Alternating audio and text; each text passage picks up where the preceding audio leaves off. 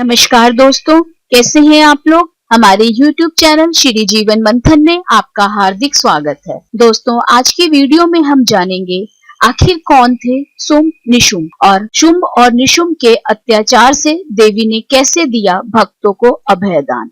लेकिन दोस्तों, वीडियो शुरू करने से पहले मेरा आपसे अनुरोध है कि हमारे चैनल को सब्सक्राइब करना ना भूलें और बेल आइकन के बटन को दबाइए ताकि हमारे चैनल से संबंधित ताजा अपडेट्स आपको मिलती रहें।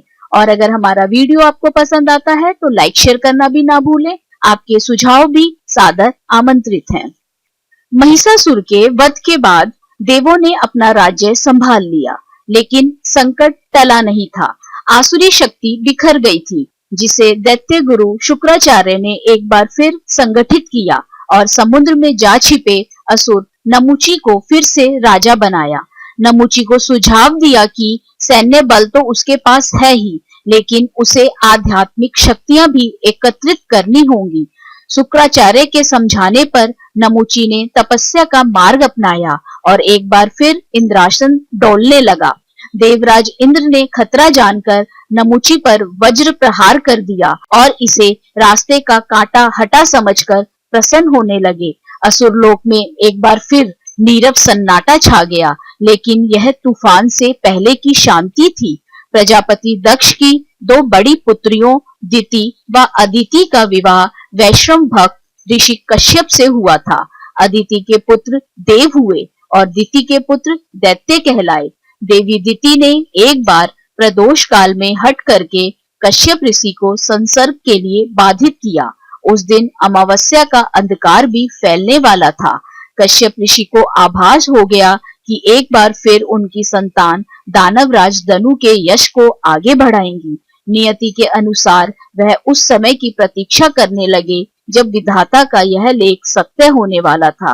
नियत समय पर देवी दिति ने दो पुत्रों को जन्म दिया। दोनों जन्म लेकर रोए नहीं, बल्कि अट्ठास करने लगे। उनके इस अट्ठास से वन में दुर्दांत पशुओं ने भी सुर मिलाए और फिर सियारों की आवाज गूंजने लगी। यह सृष्टि से आकाश तक सूचना थी कि शुंभ निशुंभ का जन्म हो गया था। शुंभ निशुंभ का जन्म होने के बाद शुक्राचार्य एक बार फिर उत्साह से भर गए। वे शुंभ निशुंभ को ले आए और आसुरी विद्या के साथ अस्त्र शस्त्र की शिक्षा देने लगे। जल्द ही किशोर और फिर युवा हुए दोनों दानवों ने सभी विद्या सीख ली और गुरु आज्ञा से ब्रह्म तपस्या में लीन हो गए। इस बार इंद्रासन डोलता रहा, लेकिन देवराज का हर प्रयास विफल रहा। वज्र का प्रयोग करना चाहा तो आकाशवाणी ने रोक लिया कि बार बार तपस्यारत व्यक्ति पर वज्र प्रहार तुम्हारे पुण्य का शरण करेगा। भयभीत इंद्र लौट आए। इस तरह दोनों दैत्य भाइयों की तपस्या संपन्न हुई। ब्रह्मदेव ने प्रकट होकर वरदान मांगने को कहा। ब्रह्मदेव के प्रकट होने के बाद शुंभ निशुंभ ने उनसे अमरता का वरदान मांगा, लेकिन ब्रह्मा ने इसे प्रकृति विरुद्ध बताकर मना कर दिया। तो बहुत सोच विचार कर दोनों ने एक सुर में वर मांगा कि उन्हें किसी कुमारी कन्या के हाथों मृत्यु का वरदान दीजिए। देव, दानव, पुरुष, पशु, नाग, किन्नर, गंधर्व और यक्ष उन्हें बिल्कुल ना मार सके। यहाँ तक कि त्रिदेवों के चलाए अस्त्र शस्त्र भी उन पर प्रभावहीन हो जाएं। ब्रह्मदेव तथास्तु कहकर अंतर्धान हो गए और देवता आक्रमण की आशंका में चिंतित हो उठे। शुक्राचार्य ने जब इस तरह के वरदान का समाचार सुना तो बड़े भाई शुंभ को राजा बना दिया और निशुंभ को सेनापति नियुक्त कर सेना संगठित करने का आदेश दिया। शुंभ निशुंभ चारों दिशाएं जीतने निकल पड़े और धीरे धीरे अहंकारी होते चले गए। उन्होंने गांव के गांव उजाड़ दिए और अग्निहोत्र करने वाले ब्राह्मणों के कंधे से सिर हटाते चले गए। यज्ञ में भाग ना मिलने से देवता कमजोर होने लगे। यह स्थिति देख शुक्राचार्य ने अब स्वर्ग विजय का इशारा किया। देवराज की आशंका सच निकली। भयंकर देवासुर संग्राम हुआ, जिसमें देवताओं के हाथ एक बार पुनः हार लगी। स्वर्ग छिन गया और धरती से आकाश तक चीत्कार की आवाज उठने लगी। अपनी यह स्थिति देखकर देवता ब्रह्मदेव के पास गए।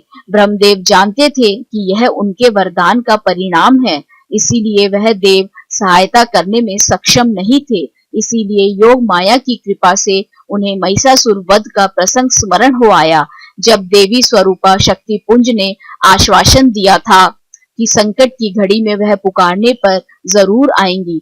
तब सभी देवताओं ने आर्त स्वर में उनकी आरती की और पुकार लगाई कि हे आदि शक्ति, परम शक्ति, महाशक्ति, देवी भगवती प्रकट हो, कृपया प्रकट हो। हे भवतारिणी, हे जगत जननी माँ प्रकट हो, अपनी संतति की रक्षा करो देवी। देवताओं का यह स्वर सुन शक्ति स्वरूपा पार्वती की आद्या शक्ति द्रवित हो उठी। जगत जननी माँ संबोधन सुनकर उनका हृदय विहाल हो गया। इधर भगवान शिव देवताओं का हाल जानते थे कि केवल माता पार्वती ही देवताओं को कष्ट से मुक्ति प्रदान कर सकती हैं। इसीलिए एक दिन भगवान शिव ने माता पार्वती को व्यंग्य करते हुए कहा कि आज तो तुम काली हो। भगवान शिव के इस मजाक से देवी पार्वती नाराज हो गई और कहा कि आपने मुझे काली क्यों कहा? अब मैं आपको गोरी होकर दिखाऊंगी। गौर वर्ण प्राप्त करने के लिए माता पार्वती हिमालय पर तपस्या करने चली गई। तपस्या भी उन्होंने भगवान शिव की थी। भगवान शिव उनके तप से प्रसन्न हुए और कहा कि तुम गंगा स्नान करके आओ, इससे तुमको गौर वर्ण प्राप्त होगा। शुंभ व निशुंभ असुरों का अंत करने के लिए एक तरह से भगवान शिव ने यह लीला रची थी।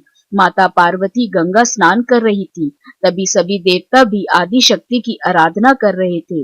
माता पार्वती ने देवताओं से पूछा कि आप किसकी स्तुति कर रहे हैं और आप पर क्या विपदा आई हुई है।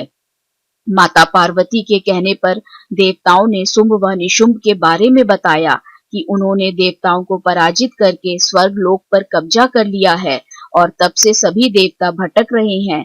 गंगा स्नान के दौरान माता पार्वती को गौर वर्ण प्राप्त हुआ और उनके शरीर से एक श्याम वर्ण की एक देवी प्रकट हुई जो कौशिकी देवी कहलाई। कौशिकी देवी के प्रकट होने के बाद उन्होंने माता पार्वती को प्रणाम किया और देवताओं को उनकी रक्षा का आश्वासन दिया। माता कौशिकी हिमालय के रमणीय प्रदेश में चली गई और वहां उन्होंने शुंभ व निशुंभ को युद्ध के लिए ललकारा, जहां देवी कौशिकी ने शुंभ व निशुंभ सहित उनकी पूरी सेना का अंत कर दिया। आशा करते हैं दोस्तों आज का वीडियो आपको पसंद आया होगा। राधे राधे। आप सभी पर ईश्वर की कृपा सदा बनी रहे।